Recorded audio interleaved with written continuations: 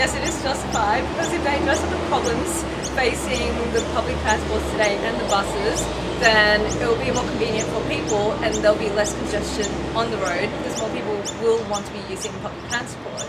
No, probably not, because I don't think it's going to improve anything. There's still going to be heaps of traffic.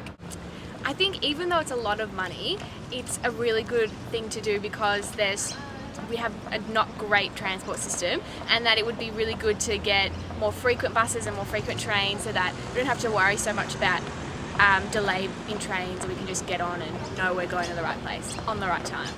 I think it is justified. I think there's a bit of a problem with the current transport system in Melbourne. Being a frequent bus user like me, there's always delays and it's always hard to catch buses on time. No, I just don't think it's worth it because there's just not enough people in Melbourne who would use public transport frequently. We've already got the inherent culture of using cars. There's no way that's going to change.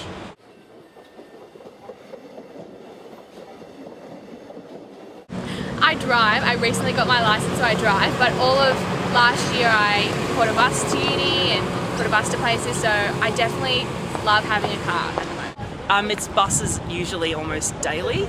I don't really drive, I don't have my license, so I do rely on public transport a lot. Driving, as most people do. Bus and train because unfortunately I don't have my license.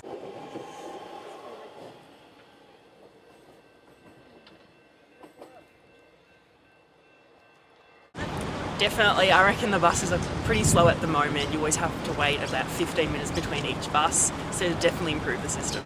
I would definitely use it just because I believe that if they add more bus stops and they add more times to the bus schedule, then it'll be more convenient. Because as a frequent bus user myself, I know just how, at the moment, how it's really inconvenient for Melburnians today. Just that if I was to go home, it would take me an hour, whilst in contrast, someone coming home by the train, it would take them the exact same amount, but they're going all the way to the city, but I'm just going to the next 3 suburbs down. Probably not. I prefer driving. Gets me there quicker.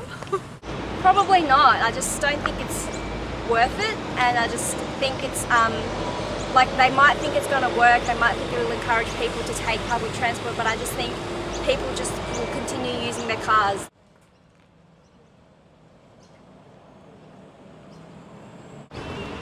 Probably to get into the city because parking is really expensive.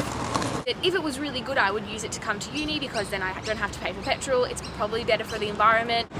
I would use it predominantly just to get places, not having to rely on other people to drive me. It just makes it a lot more accessible to get to a larger place.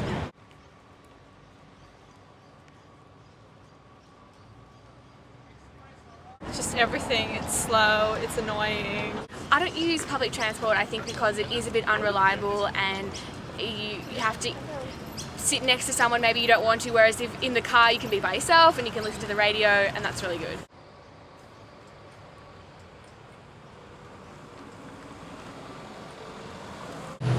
Yes, I actually think increasing night rider services would be good because it would potentially reduce drink driving, because a lot of people like going out on Saturdays, but then there's the dilemma of whether to go out and drink or whether to drive, which is more convenient. Yeah, I reckon expanding the night ride is pretty good. I know a lot of people are a bit hesitant to use it because they don't know how long it goes for, if it's really safe or not, so some work on that would be pretty good, I reckon. Yes, I definitely do. I think the cut-off is too early for a lot of people, especially like at football games or concerts. It's often too early for people.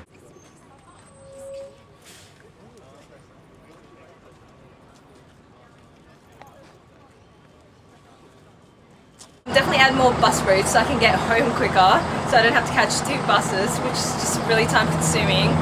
And also I would have more trains and buses at night past midnight, in addition to the night riders, just because like it's more convenient for people socialising, going out to clubs, and one of them doesn't have to feel obligated to be a designated driver. I think a big issue is the delay at train stations, so possibly sinking train stations or elevating it just to allow traffic to continue to flow.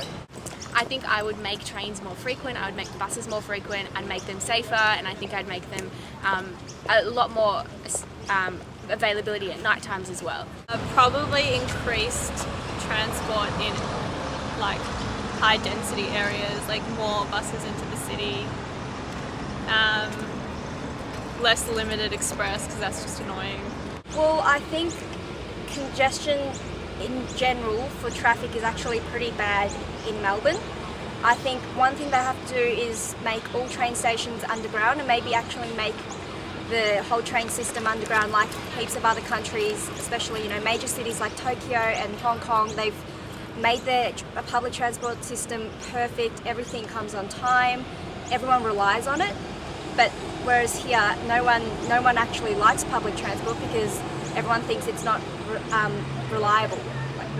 A lot of trains come really late. There's always delays, and there's just always problems with it.